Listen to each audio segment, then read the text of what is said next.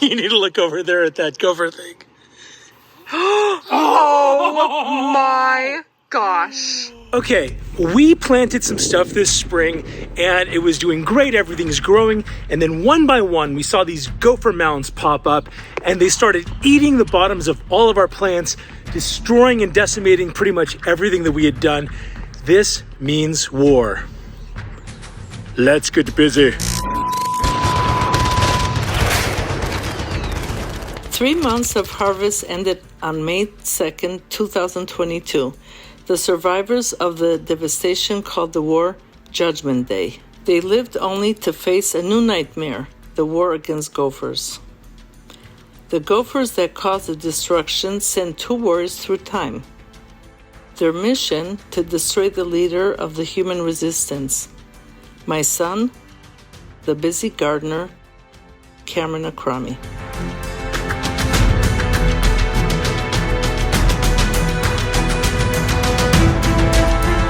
They talk about gophers as being belligerent sausages, and if you've ever seen one, you know that that's exactly what they are.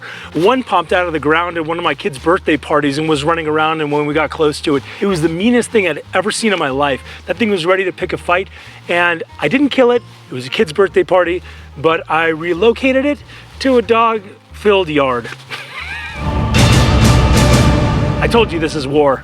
And if you're not already following me on Instagram, do that after this video so that you don't miss out on things like when I caught this gopher out in the open.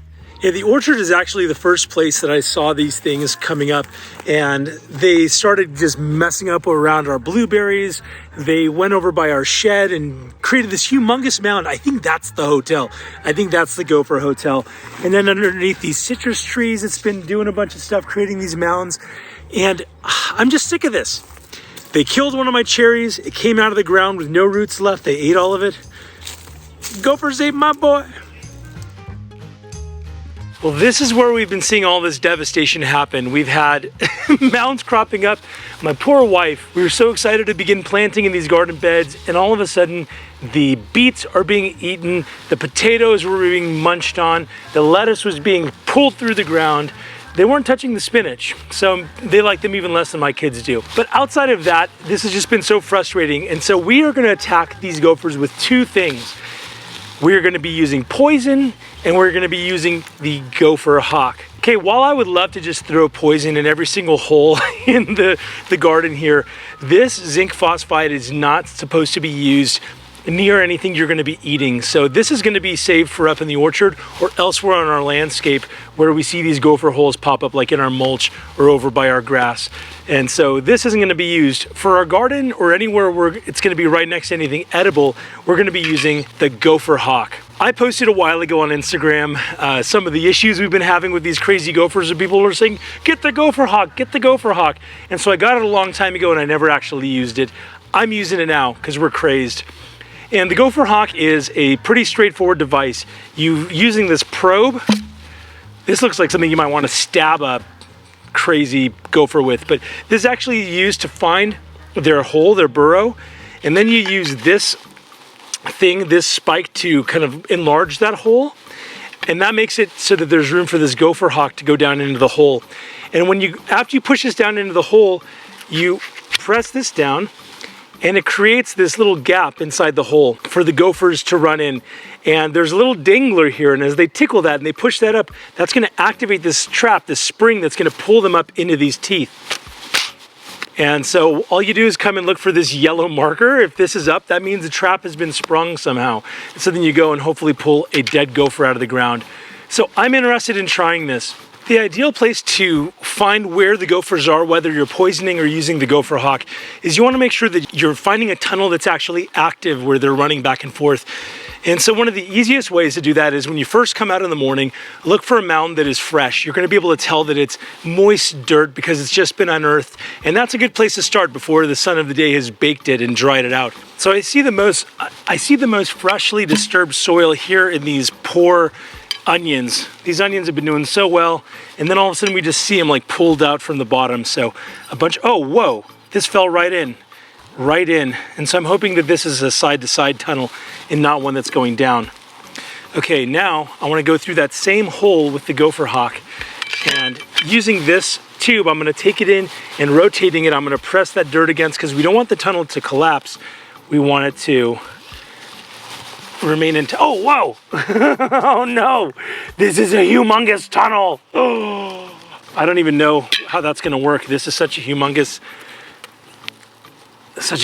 thing. So not pushing down on the top of this, but just pushing, oh my goodness, I think this is gonna work. I hope that it is. I'm gonna,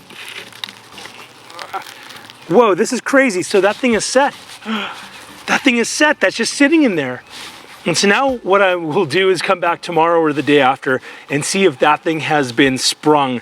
And hopefully this is a major tunnel, this is fresh dirt, I know that they've been here. And so we're gonna give this a shot. All right, now let's go and poison these guys up in the orchard. There are two main poisons that are used to poison gophers and moles and things like that. One of them is strychnine, which is really not used anymore, and the other is this zinc phosphide, which both of those you want to keep away from where you're planting your stuff. That's why we're doing it up here in the orchard and not in our vegetable garden, because that way we're just going to be treating the ground around here where we're not going to be planting stuff. And it comes in these pellets. One of the things is you can open up the hole where you see some gophers and you can throw some pellets in there and then cover it up and hope that the gopher makes its way through. But there's a secret that I want to show you. That is this gopher bait applicator. And what it has is a hopper at the top, which you take off this little cover and you fill this little canister up with the pellets. You close this up, and then as you turn this, it's going to have like a little auger, and so pellets fall down this tube and they make their way down here and they pop out of this little hole. And so what we do with this is we put this down into the tunnel without having to dig a whole bunch of tunnel over. We're gonna use that poker that we used from the Gopher Hawk. We're gonna find where the tunnel is, and then we're gonna send this little spike down there. And as we turn this up here, it's gonna knock some little pellets right into the tunnel. So if we can find a tunnel, we can put this at different areas and we don't have to worry about disturbing and creating some sort of cave-in while we do it. I'm gonna get applicating. One big pro to doing this kind of poisoning under the ground is that those gophers, when they eat it, they're gonna die beneath the ground. And that's not the same as like when you poison rats or other things that could be eaten by predators. I like this for that reason. I'm not worried about some sort of predator getting that gopher and then dying as a result of eating it. All right, let's fill this thing up with the poison and find a spot and deploy it. Okay, I found a recent mound here. All right, so now in the same spot that I found that, I'm gonna press this underneath. Oh yeah, it's totally dropping that stuff in there. That definitely was dropping some of this out of the hopper and into the hole. So I'm gonna find a few more places up here and get this poison into the ground.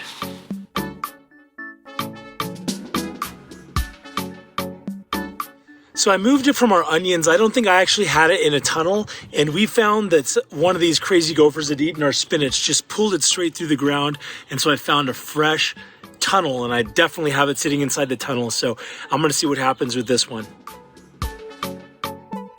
Okay, Michelle, you need to look over there at that gopher thing. Yes, there's some yellow. I feel bad kind of actually being excited about that. I know.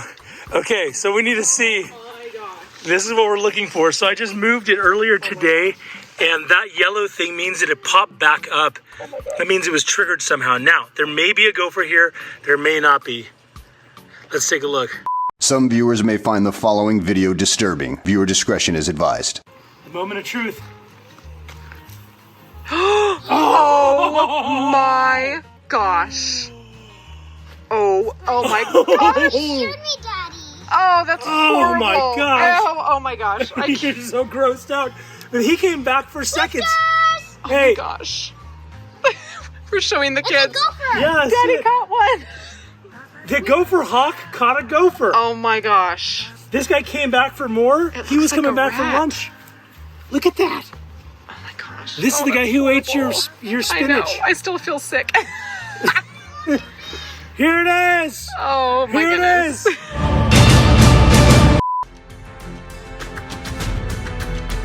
I'll be back. The next morning. Okay, so I looked out from my window and I saw that the Gopher Hawk and the kids were all milling around over here, and I saw that the Gopher Hawk had yellow. I was like, I think that thing sprung, and they were all waving. Let's go see if this thing did it. Okay, here's an unsprung Gopher Hawk. The spring is compressed and there's no yellow showing there. Same thing here with this one. We bought 2 more during the filming of this video. But this Gopher Hawk here, you see that yellow showing. And so from far away, this gives us visual indicator. And now we're gonna see if we actually got one. All right, who wants to pull this thing? Me. Can I do it? All right, 3, 2, 1, pull it up. Oh my goodness. Oh! Don't shake it, don't shake it. Here.